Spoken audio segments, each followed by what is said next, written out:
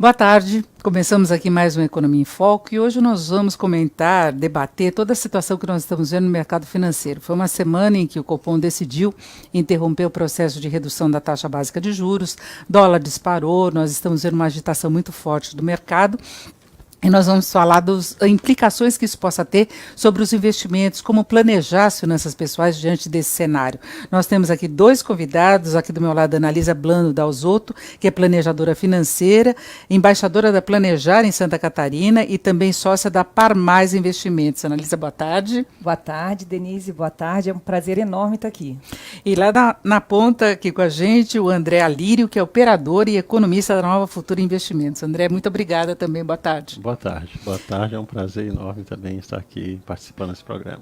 Bom, e eu lembro que você pode mandar suas perguntas pelo Facebook da Jovem Pan News, onde você nos acompanha agora, ou então pelo YouTube, e eu gostaria de uma avaliação dos dois em relação a esse cenário. Eu acho que nós tivemos aí dois sustos, entre aspas. Primeiro, a disparada muito forte do dólar, que não estava na projeção de nenhum analista, veio muito do mercado internacional, e a outra decisão surpreendente dessa semana, o Banco Central parou de de reduzir os juros. E eu queria saber do André, que o André que lida mais com renda fixa, primeiro essa situação do Banco Central. Surpresa, né, André? É uma surpresa. Assim, o mercado inteiro estava esperando uma queda de 0,25, né? E o mercado acabou se surpreendendo com o fim de um ciclo de queda de taxa de juros, né?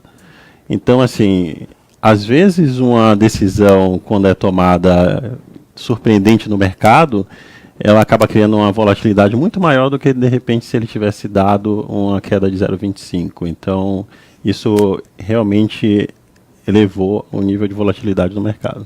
Porque, na verdade, ele quase deu a entender que a gente vive uma situação mais arriscada mesmo, Exatamente. Né? Que há alguma preocupação. Não é o problema do 0,25, né, Analisa? Como é que você viu essa decisão? Então, acontece que a gente está... o dólar também, ele tá muito forte em nível mundial. Né? Só que a gente também vive uma situação complicada que é esse ano de eleições, esse ano de insegurança. Então, somado o dólar forte com a nossa situação instável no país, tudo isso complica e provoca muita volatilidade esse ano. Eu acho que era uma coisa inesperado, mas esse ano vai ser um ano assim de muita volatilidade. Então essa é uma grande preocupação, porque a gente teve um movimento de alta do dólar no exterior por vários fatores geopolíticos, expectativa de alta dos juros nos Estados Unidos, mas e as eleições? Você acha que isso pode dar força para o dólar continuar avançando dessa forma? É difícil prever a cotação, assim, é muito difícil prever cotação de dólar, cotação de moeda. Tem tudo muito inesperado, né? A gente não consegue ter uma bola de cristal para adivinhar.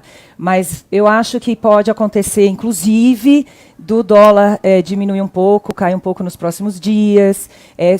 Aí nós vamos ver aquelas coisas, né? Se tiver candidato crescendo, que o mercado não gosta, daí o dólar dispara. Daí, se o outro candidato mais pró-mercado conseguir crescer nas pesquisas, o dólar cai. Então, eu acho que vai ser realmente um ano de muita volatilidade, o que pode também, nesse momento, surgir boas oportunidades.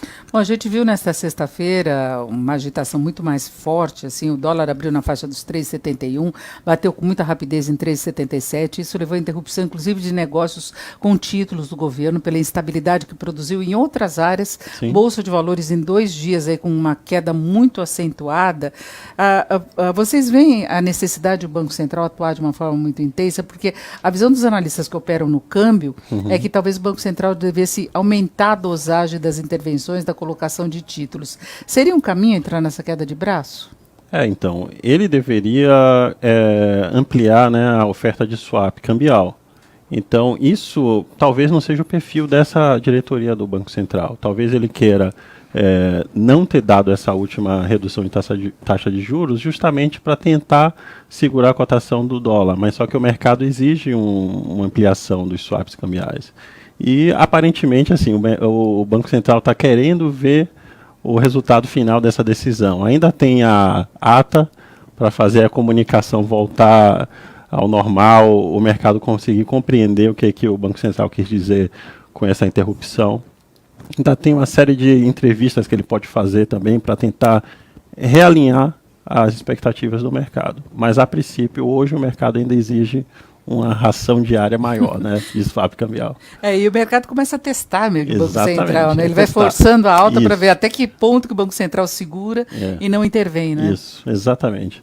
Assim, é um jogo que o mercado tá passando a jogar, e a autoridade monetária, ela não pode ou não deve interferir no movimento do câmbio, né? A tendência ainda é para cima, mas só que ela pode harmonizar esse movimento, diminuir a volatilidade para não impactar nas empresas, no planejamento do país. Então, assim, uma hora o Banco Central vai ter que observar se esse interrupção de ciclo vai diminuir a volatilidade. Se não diminuir, ele vai ter que realmente harmonizar com a maior oferta de swap cambial. Ó, Analisa, você mexeu num vespeiro aqui. Estão perguntando quem seria o candidato para o mercado. Eu falo perfil, não precisa falar nomes. Eu acho que a questão das reformas, todo mundo está entendendo, inclusive acho que todos os candidatos estão entendendo que ela é fundamental, a reforma da Previdência é fundamental. Mas os candidatos que se dispõem a deixar uma economia mais livre, menos intervenção, mais privatizações, com certeza é o que o mercado gosta de ouvir, porque se a gente fizer a nossa tarefa de casa, a gente abre espaço para investimento, para entrada de recursos no país de uma forma muito melhor do que só o especulativo, que é realmente dinheiro externo em investimento de longo prazo, né, no crescimento do país, nas empresas. Então, realmente, eu espero que o candidato seja que vença, seja um candidato para o mercado que esteja disposto a fazer a sua tarefa de casa para que a gente possa entrar num círculo virtuoso. E a gente tem um problema que a gente não sabe nem quem são efetivamente os candidatos, né? O grau de incerteza é muito grande, porque a gente vê toda uma tentativa de realinhamento, de negociações para se ter um candidato único em cada segmento. Exatamente. Né, de centro-direita, de esquerda, mas aí fica observando, né? Você não sabe exatamente quais os interesses. Alguns analistas políticos estão falando que essa eleição vai ser muito próxima daquilo que foi o início da redemocratização, mas alguns estão falando que vai ser ainda mais incerta do que aquela primeira eleição que a gente teve depois da redemocratização. É muito difícil saber um candidato pró-mercado. Eu acho que o ideal é a gente, de fato, ter uma agenda e essa agenda ser encampada por praticamente todos. Eu acho que isso que levaria o mercado a ter uma certa estabilidade. Mas a tendência é volatilidade mesmo com o processo eleitoral. Mas e aí, como é que o investidor lida com essa situação? Né? Eu queria saber, planejando, renda fixa a partir de agora, com essa sinalização de estabilidade dos juros, porque agora a gente não deve ter mudança de Selic tão cedo, né? Essa é uma pergunta legal. Se a gente é fundamental, quando alguém vai fazer algum tipo de investimento, a pessoa física fazer algum tipo de investimento, ela tem que saber determinar o objetivo daquele investimento. Então, se é um investimento de curto prazo, se o objetivo é de curto prazo, precisa considerar que não adianta entrar numa bolsa de valores, não adianta comprar ações, tem que tomar cuidado. Então, se o objetivo é de curto prazo, um Tesouro Selic é super legal. Que ele vai acompanhar, mas não está rendendo, né? Porque as pessoas também têm o hábito de ver, tem o vício, né, de esperar 1% ao mês. Esse 1% ao mês, no passado recente, quando estava lá 12%, 14%, ele era uma ilusão. Porque quando a inflação estava a 10% e a taxa de juros estava 14%, a inflação ela corrói o poder de compra. Então, é uma ilusão. Então, é muito importante considerar quanto de juros realmente a gente está conseguindo ganhar além da inflação e alinhar o objetivo. Então, para objetivos menores de 2 anos, não adianta querer ousar, porque você pode entrar num momento e quando você precisar usar o dinheiro, ele ter se depreciado demais. Ao contrário, se ele é de longo prazo, aí você pode aproveitar essas oportunidades. Você concorda, André? Concordo. Assim, só fazendo um adendo à intervenção assim, brilhante dela, eu acho assim, quem gosta de investir em renda variável, hoje o ideal é focar em empresas que paguem bons dividendos, porque ele vai focar no ganho de dividendos, desde que os setores sejam beneficiados com esse atual contexto macroeconômico. Quem quer investir em ações. Exatamente. Uma carteira de dividendos, assim, várias casas têm carteiras de dividendos, o ideal é seguir essa carteira de dividendos. Para renda fixa, o ideal é investir, de fato, no pós-fixado. Aí você tem CDBs pós-fixado, que tem garantia do FGC até 250 mil. Você tem o Tesouro Selic também, que pode cumprir bem esse papel. Agora, vão surgir boas oportunidades para quem tem um objetivo de mais longo prazo. Que aí, à medida que for estressando as taxas, no processo eleitoral, pesquisa de um, pesquisa de outro, isso vão surgir oportunidades para travar taxas em níveis mais elevados para você segurar por um período um pouco maior. É bom o investidor, eu queria só fazer uma observação, o investidor entender que a gente tem uma estabilidade da Selic, mas o mercado futuro de juros continua rodando, interferindo na rentabilidade. Né? Exatamente, e é essa taxa que a gente segue para precificar ativos um pouco mais longos. CDB Express, a gente usa para precificar debêntures, por exemplo. As LTNs também são precificadas com a curva de juros, as NTNFs, que são tesouro prefixados. Né? Então, vamos traduzir para os nossos internautas, para quem não conhece. São as várias modalidades de títulos do Tesouro e oferecidos pelo setor privado. Então. Exatamente. Então, assim, vão surgir oportunidades para travar a taxa por um período um pouco mais longo. Então, é interessante que você tenha liquidez, ou seja, esteja dinheiro investido em aplicações que você consiga resgatar e aproveitar momentos de pico dessas taxas. Isso é legal. Complementando, então, assim, dando um exemplo do que ele falou. Se eu tenho um objetivo para daqui a 2 anos, eu quero dar entrada no meu apartamento e eu já tenho um dinheiro considerável. Posso comprar um CDB de um banco que me pague mais do que 100% do CDI, que me pague 110, 120 do CDI, só que daí eu tenho que abrir mão da liquidez, eu não posso nesse momento, né, eu tenho que carregar ele até 2 anos, mas eu consigo uma taxa melhor, eu consigo 20% a mais. Então, esse pode ser um exemplo legal. Sim. Tem um título público que a gente gosta muito para pessoas físicas, que é o Tesouro Inflação, que é a NTNB, que quando tem muita volatilidade, também dando o exemplo que você falou, né? Quando tem muita volatilidade, hoje, por exemplo, estava lá 5,5, né? Que ele paga inflação, então ele é reajustado pela inflação medida pelo IPCA, mais uma taxa de juros.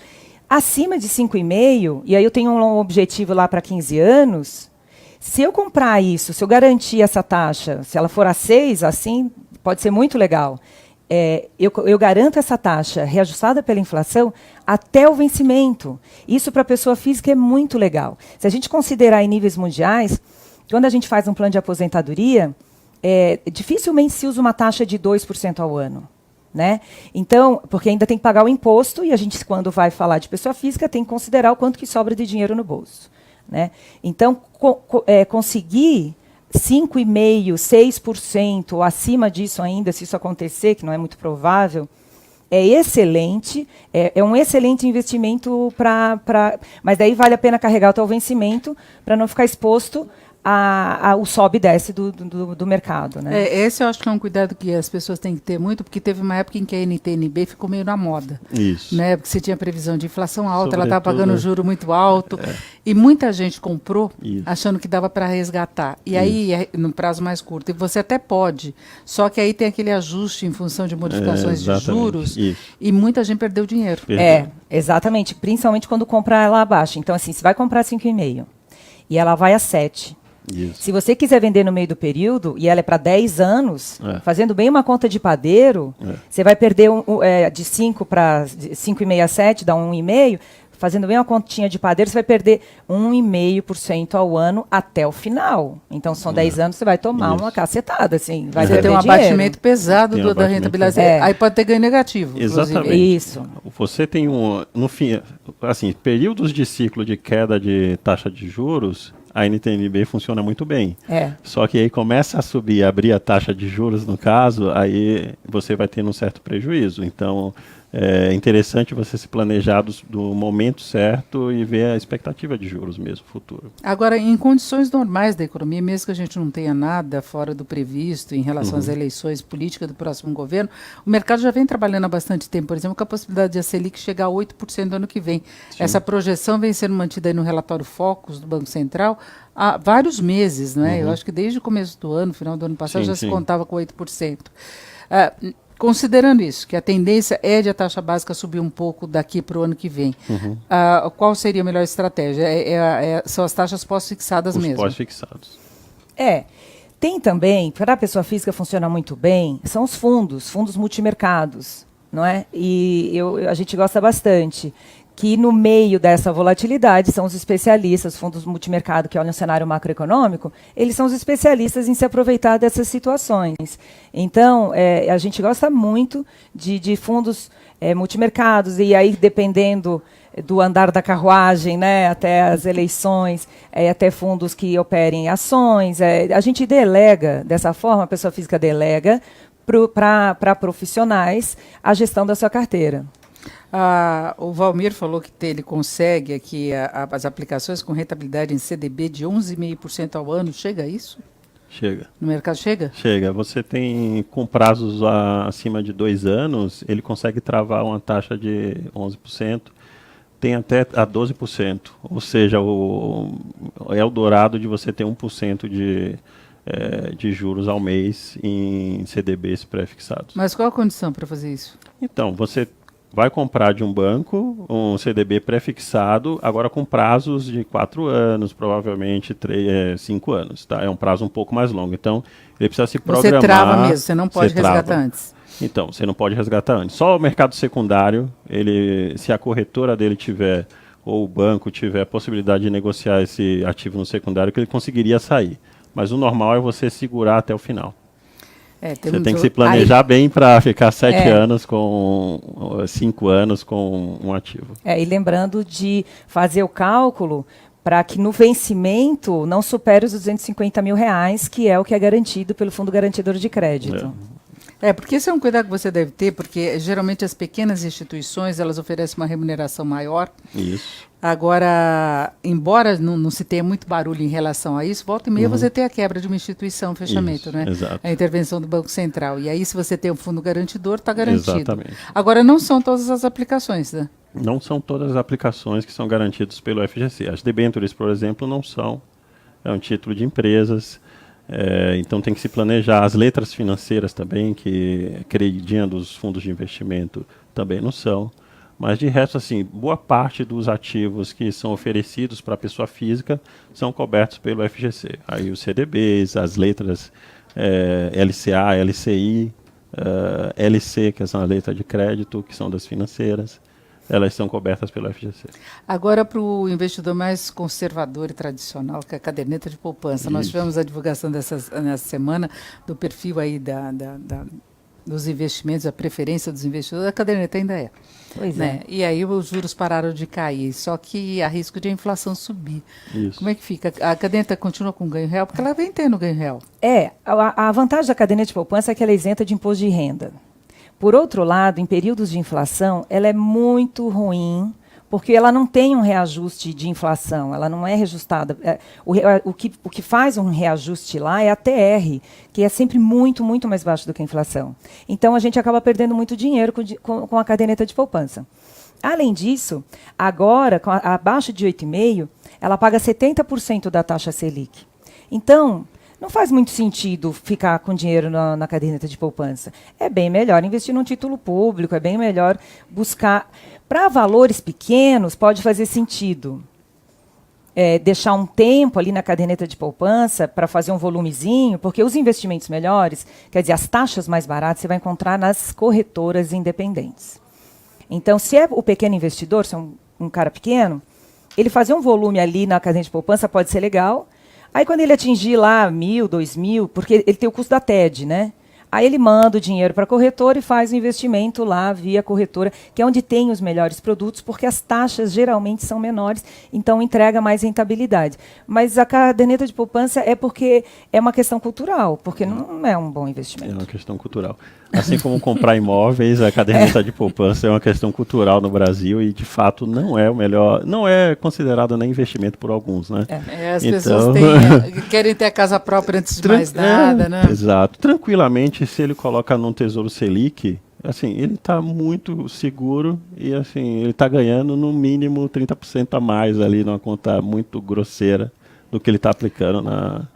Agora, o caminho para aplicar um Tesouro Selic, vocês recomendam mais que a pessoa vá através do site do Tesouro mesmo ou procure direto uma instituição financeira? Porque eu já vi muita reclamação, por exemplo, que a pessoa quer chegar só no banco, ela não está acostumada a lidar com a corretora, e no banco ela não consegue as informações que precisa, e isso é uma coisa normal. Isso é normal. Sabe, assim, é lamentável que isso aconteça, né? Mas fato. ele chega lá no gerente do banco, ele não sabe como é que funciona. Então, assim, você imagina que o conhecimento financeiro é um conhecimento um pouco mais restrito, e você ter conhecimento, chegar na ponta de todas as agências ou determinadas aplicações é muito difícil. Então, assim, muitas vezes ele precisa ir numa corretora independente, procurar nos sites do Tesouro as corretoras que são credenciadas e ir lá e fazer a aplicação do que chegar num banco, numa agência que às vezes o gerente lá não sabe, ele não vai recomendar e ele vai ficar sem poder aplicar. É seguro. São instituições que estão por trás dele. Você tem a antiga CBLC, hoje a B3, né, dentro dela que fica os recursos, a Bolsa de Valores. Então, assim, é muito seguro, você não está correndo o risco das corretoras quando você aplica no Tesouro Direto, ou quando você aplica, por exemplo, em títulos que tem a corretora tem o CETIP certifica. Então, é muito seguro. Eu acho que vale a pena ele ir nas corretoras independentes, como foi dito, porque é de fato muito complexo ele ter esse acesso a essas informações numa agência bancária. Ana Cláudia Torres está perguntando o que você chama de valores pequenos. Sei lá, 1.000, 2.000, sabe? Então, porque você pode comprar título público a partir de R$30. Isso. Então, você tem que juntar um dinheiro que, se você tiver que pagar uma TED, sei lá, se for... A transferência do dinheiro, se você tiver R$100 e pagar R$7 de TED, vai te comer 7%. Então deixa juntar 1.000, 2.000, 5.000, daí faz a transferência.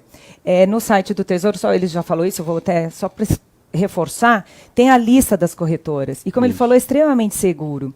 Mas a gente nota lá no dia a dia que as pessoas têm muito medo. Sim. E, gente, assim, a gente já tem clientes que trabalham em empresas super inovadoras. Aí eles ligam pra gente. Normal, e ele fala assim, eu tô com medo de fazer a TED. E dá errado. Então é muito legal, muito importante as pessoas estudarem um pouco, porque a gente não teve educação financeira. Isso. Em lugar nenhum, né? Então, até, inclusive, essa semana é a Semana ENEF, né? A Semana de Estratégia de Educação Financeira, Nacional de Educação Financeira. Justamente para falar da importância da educação financeira. Então, tem bastante conteúdo por aí, dá para conhecer a segurança, dá para... A hora que a pessoa entende que o mercado financeiro ele é bem regulado e ele dá proteção ao investidor, aí dá tudo certo, sabe? Pode ir lá na corretora que funciona. É o site do Tesouro, né? Ele fiscaliza, ele acompanha. É importante salientar. Tem gente que se preocupa até que o governo pode falir e, enfim, o título público que ele está investindo. Assim, o governo falindo, assim, nenhuma outra instituição existiria. Então, vale a pena correr o risco do governo. É o mais seguro para a gente que está investindo em reais. Outro ponto também, assim, até os custos hoje que você tem de transferência, você pode minimizar através de bancos digitais. Hoje que tem TEDs que são gratuitas, enfim, você tem um pacote de envio e transferências de recurso. Então, vale muito a pena você... Vocês acham que as fintechs são alternativa para as pessoas investirem? Super! Nós somos uma fintech, a Farmais é uma wealth tech. Então a gente super acredita. Então, porque aí tem uma insegurança adicional das pessoas de não conhecerem, de não ter aquela coisa mais física, né? Mas sabe o que acontece? O mercado é regulado. Inclusive, tem players do mercado, que são do mercado tradicional, que também já se denominam fintechs. O que é uma fintech? É uma empresa que usa a tecnologia para diminuir seus custos e aumentar a sua escalabilidade. Então, diminuindo o custo e alinhando o interesse ao dono do dinheiro, isso é muito legal. É tudo que a gente faz nos independentes é onde a gente encontra as melhores oportunidades. Então, nas gestoras de investimento independentes, nas corretoras independentes, eu estou falando fora dos grandes bancos de varejo, porque os grandes bancos, eles têm a corretora, eles têm tudo ali dentro. Só que eles têm tantos clientes que eles não têm muito interesse em te oferecer grandes... Em cativar, né? E de te oferecer taxas baratas. Eles não precisam disso. Os independentes precisam para captar cliente. Então, até na hora de comprar um seguro, se você for numa corretora de seguros independente, numa corretora de valores independente, gestores independentes, você consegue achar excelentes oportunidades e tem a regulação. Aí, até reforçando a questão do título público, as pessoas têm medo de investir no Brasil, né? E como ele falou, nós somos os últimos, o Brasil é o último a desligar a luz, né? Então, o título público ele é mais seguro, inclusive, do que imóveis, né? Que as pessoas têm a crença que o imóvel é seguro. Mas o imóvel ele tem um problema que é a liquidez. A hora que você quer vender, você não consegue. Né? Tem e tem um problema riscos da locação também, que pode ficar vazio muito tempo, dando despesa em vez de rentabilidade. Né? E você tem tributação sobre aluguel também. Isso né? é muito cultural nosso. A poupança e os imóveis é cultural, assim, num período onde a gente tinha um sistema financeiro que não funcionava muito bem. Você tinha alterações de regras o tempo todo, não tinha muita opção. Acho que a partir dos anos 90 você teve uma certa estabilidade do sistema financeiro. Não faz sentido algum hoje você não aproveitar determinados investimentos, porque você não está correndo o risco das empresas que estão te fornecendo de uma corretora, por exemplo. Normalmente você está correndo o risco de instituições que são regulamentadas muito mais forte, autorregulamentadoras do mercado como um todo, como o CETIP entendeu? Como a Bolsa de Valores acompanha as aplicações, que acompanha as aplicações. Lastro, né? As contas dos clientes estão nessas instituições normalmente. Então, assim, é muito seguro. O risco que você corre lá é muito parecido com o risco que você corre num banco. Você tem a cobertura do FGC para boa parte dessas aplicações. Então, assim, imóveis, você vai ter uma crise, um problema enorme de liquidez. E não é difícil a gente conhecer pessoas que passam por isso. Passa a necessidade de vender um imóvel e passa meses e meses com custo, com despesa, e acaba vendendo mal o imóvel e por aí vai. Então, assim, vale muito a pena você ir para o mercado financeiro. Posso acrescentar uma coisinha? Claro. Que acho que é legal falar? Os fundos de investimento, as pessoas muitas vezes, assim, a gente ouve assim, meu dinheiro está lá no banco tal. E aí a gente vai ver, na verdade, está tudo em fundos de investimento. O risco de um fundo de investimento não é porque ele está em determinado banco que ele vai ser seguro ou menos seguro. Isso. O risco do fundo de investimento é o que ele compõe, onde que aquele gestor investiu o dinheiro do fundo. Então, se é um fundo de renda fixa, ele vai ter que investir em títulos de renda fixa. Se é um multimercado, ele vai poder investir em várias estratégias. Então, é bem importante ressaltar isso, que o risco de fundo de investimento é o que compõe o fundo. Porque se você aplica, por exemplo, em bolsa demais e a bolsa cai, Exatamente. Você tem a perda de rentabilidade, mesmo que seja uma excelente instituição. Exatamente, por isso que é importante considerar o prazo. Porque também, se eu tenho um prazo de 30 anos pela frente, a gente colocar no Tesouro Selic, que rende 6,5% ao ano, não faz muito sentido, né? Então, se você tem 30 anos, você tem muito tempo pela frente para deixar o mercado ir e voltar, porque se a gente pensar no mercado de ações, que são empresas, e que essas empresas tendem a crescer ao longo dos anos, que o país vai crescer, então elas tendem a se valorizar no longo prazo. Então, mas para isso a gente tem que ter bastante tempo pela frente. Agora, o brasileiro não tem o perfil de pensar no longo prazo dessa forma, né? Não tem, e a gente estava acostumado com 1% ao mês. Uhum. Mas se a gente tomara que a gente entre num círculo virtuoso, porque a gente está andando de lado esse ano, se quem quiser fazer o dinheiro trabalhar a seu favor, vai precisar conhecer um pouco mais para melhorar o seu conforto com relação aos investimentos financeiros e vai ter que aprender um pouco mais sobre isso e vai ter que buscar mais risco para obter o mesmo retorno de antes. E a gente tem que pensar nessa questão de mudanças de regras da aposentadoria, que isso pode levar a situações mais difíceis. Exatamente. Ainda, e as pessoas não se planejam para a aposentadoria. Né? E vai passar por uma mudança cultural, né? O brasileiro naturalmente está vendo a possibilidade de mudanças na sua aposentadoria, então você precisa passar por uma mudança cultural para você ser mais previdente. Os países que mais geram poupança são países que têm um sistema previdenciário muito menos assistente, vamos assim dizer. São os países asiáticos, por exemplo. Então, assim, isso foi um aprendizado cultural deles, não é? Então, a gente pode passar por um aprendizado como esse, que é mudanças na sua aposentadoria e você precisar ser previdente. Sendo previdente, você vai precisar fazer investimentos de longo prazo. E é como falou, assim, renda variável vai fazer sentido, investir em grandes empresas, investir em renda fixa, travando taxas um pouco mais altas e atravessando os ciclos econômicos. Isso é ser previdente. O jovem não pode ter o medo, por exemplo, de aplicar em 30 anos, porque é o prazo para ele se aposentar, né? E às vezes ele fala, eu não quero abrir mão do direito de resgatar esse dinheiro, mas é importante que ele não possa resgatar. Ele até pode, num caso de emergência, precisar de uma doença, alguma coisa assim, mas é importante que se pense assim, olha, eu vou deixar aquele pouquinho, você falou R$1.000, R$2.000, tenta colocar lá e faz um plano de longo prazo, né? Isso é perfeito. É muito importante considerar que a gente está vivendo mais. Né, a média de vida das mulheres já está quase 80 anos, dos homens 73, 70 e poucos. Né? Então, assim, e a tendência é a gente viver 100 anos. Então, só 1/3 das pessoas, né, dos brasileiros no varejo, conseguem guardar algum dinheiro. E isso é uma tragédia, porque chega na aposentadoria, cai demais o padrão de vida.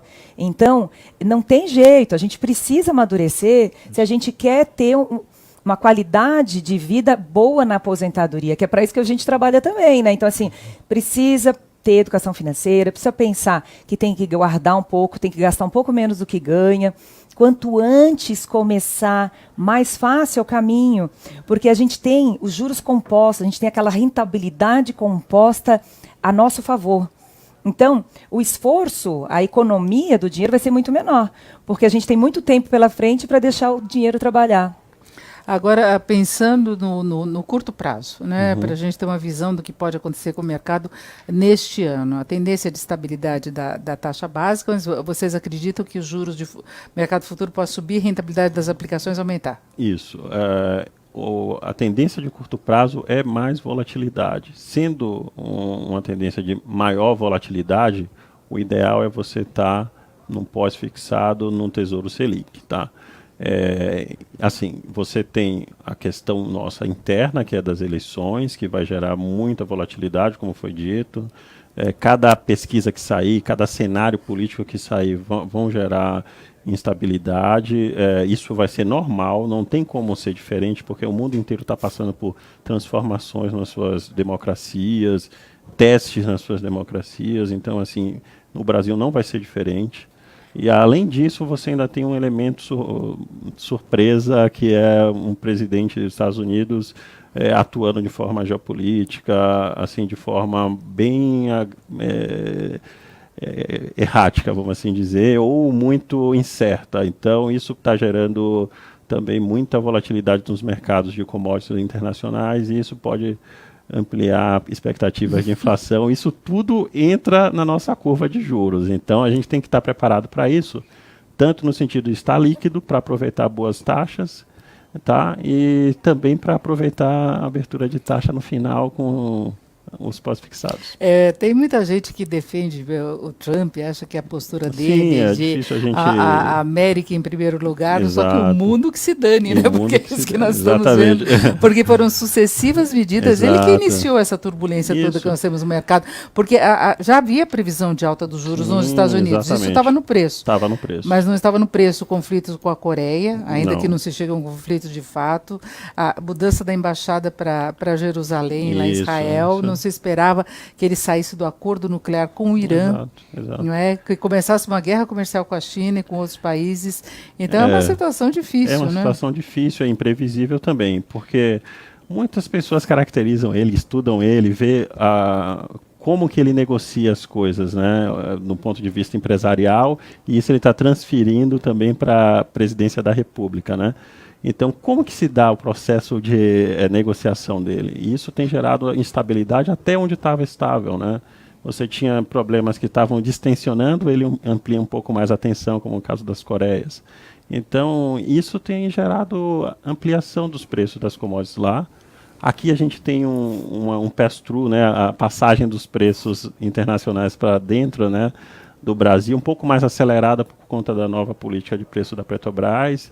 Então, tudo isso você está colocando dentro do caldeirão nosso, que é um ano eleitoral. Então, de fato, é um período onde você precisa ter um investimento um pouco mais conservador na Bolsa. Isso traduz em você focar dividendos, e um investimento um pouco mais tradicional também na renda fixa. Isso traduz em você estar em taxas pós-fixadas. As ações podem não ir bem, mas você ganha dividendos. Exatamente. Isso.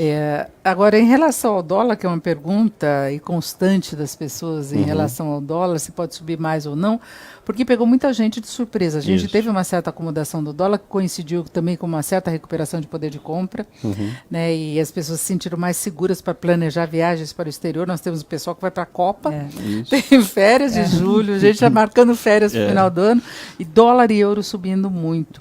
Vocês acham que já seria um momento de comprar mesmo com essa fase, ou conta com a possibilidade de cair? Porque é um momento muito difícil, né? A pessoa tem viagem marcada no final do ano, vai estar mais perto das eleições. As eleições ou pós-eleição pode provocar mais turbulência. E aí, o que faz? Se está indo para a Copa, não tem muito o que fazer. Vai comprar. Vai ter que comprar.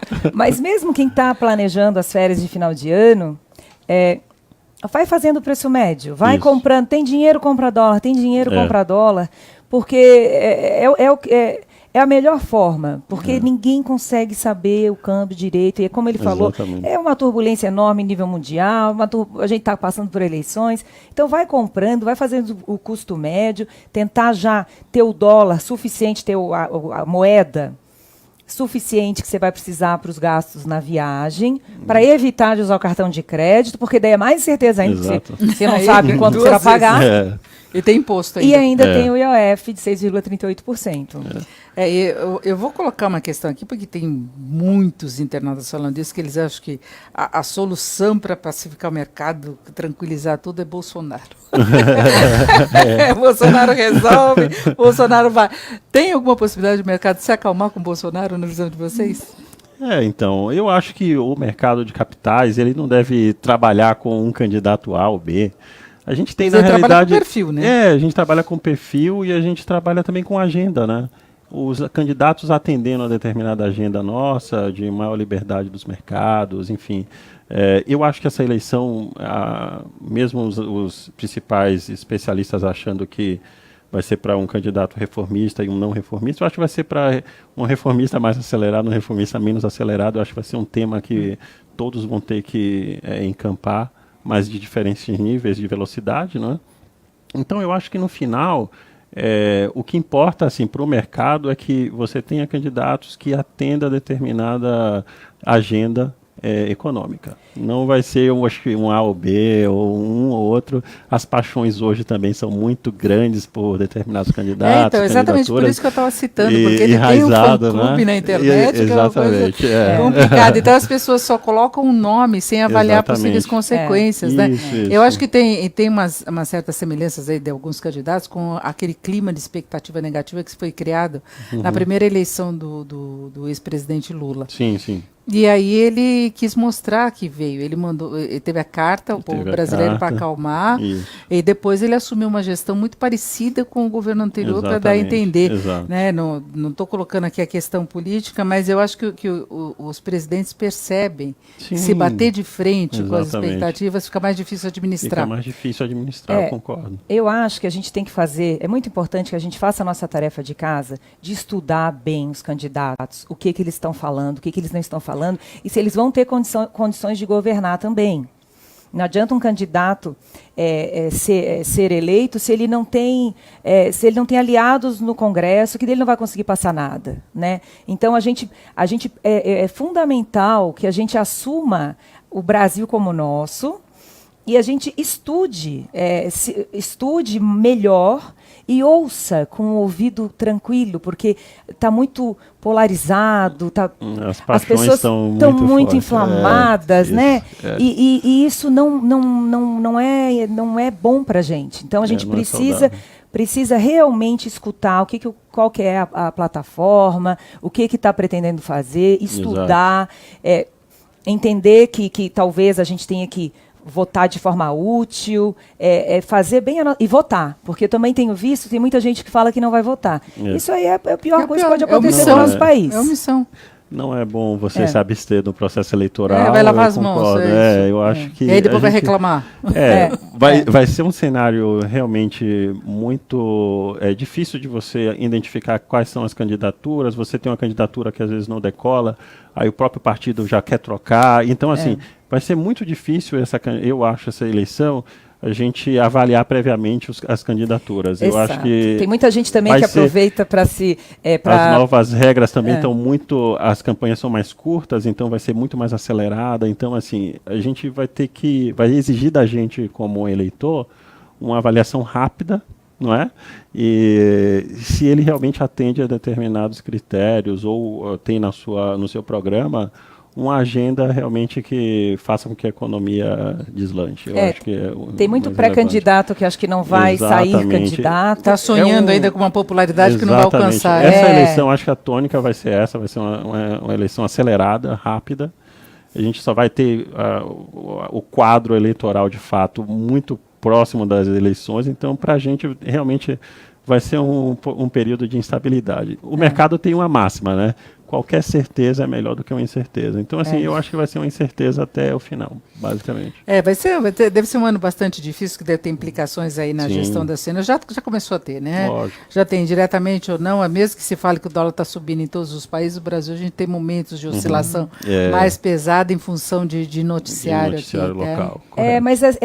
Mas aí também a gente precisa ter uma avaliação calma, né? O que aconteceu? Essa semana teve essa questão que estava todo mundo esperando uma redução da taxa Selic que não aconteceu. Aí o mercado tem que se ajustar a isso. Então a gente está aqui há poucos dias disso, né? Então ele está se ajustando. Então isso acontece mesmo. Não precisa assim entender que o mundo vai acabar. Não vai acabar.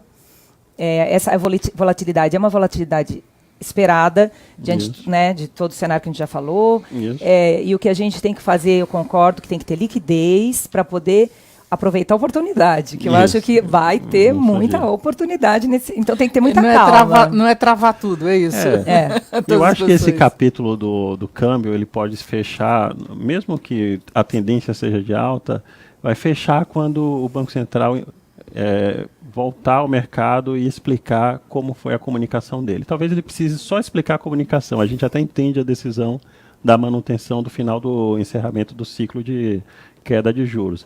Mas ele só vai ter que explicar novamente como que foi essa comunicação, por que gerou a expectativa do 0,25 e não veio. Ele explicando isso, eu acho que a gente já vai encerrar esse capítulo e voltar a uma volatilidade já anterior a que estava, mas não por conta de um problema de comunicação do Banco Central. Nós tivemos uma situação meio extrema na quinta e na sexta-feira. Exatamente. Né? Foi pós-decisão do Copom que deu mais munição, né? Eu acho que é uma diretoria que, como eu falei anteriormente, a gente não sabe se vai dar mais o swap, né, cambial, e, por outro lado, não fez o que falou que ia fazer. Então, abriu um espaço de incerteza ainda e a gente está colocando prêmio em cima dessa incerteza.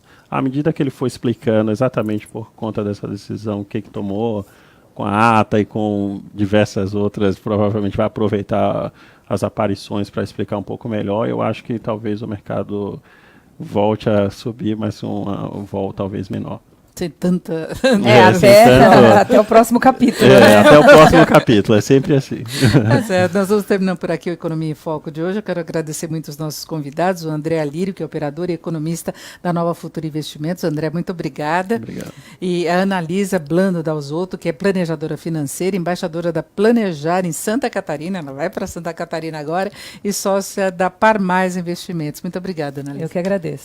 E eu lembro que você pode depois conferir toda a nossa conversa, as dicas que eles deram em relação a investimentos, os caminhos aí para você conseguir aplicar, com o nosso vídeo que fica disponível no YouTube e também no Facebook Jovem Pan News. Então você pode assistir na íntegra mais uma vez ou checar algumas informações. Uma ótima tarde.